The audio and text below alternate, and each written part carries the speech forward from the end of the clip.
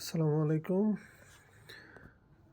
Student মাইগ্রেশনের যে বিষয়টা যে 7 যমুনার কিছু স্টুডেন্ট 8-এ ট্রান্সফার হয়ে আসছে। তো এইখানে একটু ঝামেলা হচ্ছে তাদের জন্য দেখাই দিচ্ছি। যদি প্রিভিয়াস ইয়ারে মানে 25 সালের কোনো ডাটা আপনার 26 সালে নিয়ে আসতে চাচ্ছেন, তার মানে হচ্ছে আমাকে যাইতে হবে কোথায়? স্টুডেন্ট মাইগ্রেশনে। সেই ছাত্রটা ছিল 25-এ। তাহলে আমার এখানে একাডেমিক ইয়ার আমি দিব 25 ডে শিফট ক্লাস আমি 7-এরটাই দেখাই। ক্লাস 7 তার শাখা ছিল যমুনা। ধরি যে সে 7 যমুনার। এবার তার গ্রুপ এনে হবে যেহেতু 7।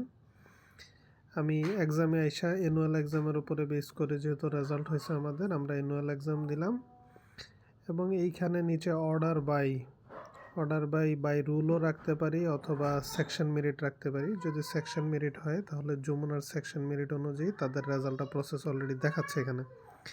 যমুনার 1 তার নতুন রুল 1, যমুনার 3 নতুন রুল 2।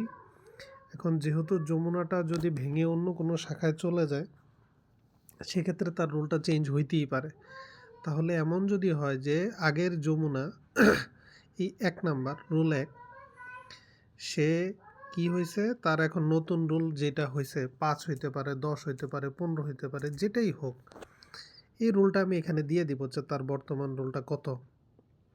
7-এর যমুনাতে তার 1 ছিল, 8-এর কোনো একটা শাখায় তার রুলটা এখন 15 এরকম হইতেই পারে, বা এটা 20 হইতে পারে।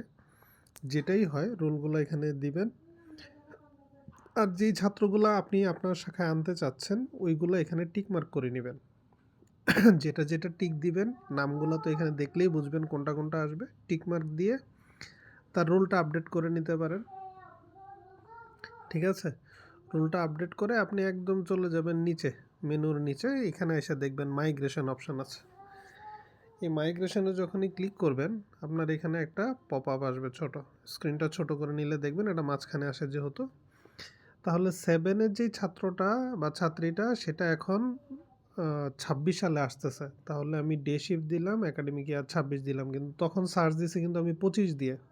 এটা 25-এর 7-এ ছিল, এখন 26-এর 8 হবে। তাহলে 2026 ক্লাস দিচ্ছি আমি 8, তার গ্রুপ দিচ্ছি এনে এবং সেকশন আমি শাখাটা ধরাই দিব, সেটা বলাকা হোক, বনলতা হোক বা দানসিঁড়ি হোক। আমি যেই শাখা আছে সেই শাখাটা দিয়ে যখনই মাইগ্রেশন বাটনে প্রেস করব তার মানে 2025 সালের ক্লাস 7-এর ছাত্রীটা এবার 2026 সালে 8-এ আইসা আমার নতুন এই শাখায় ট্রান্সফার হয়ে যাবে।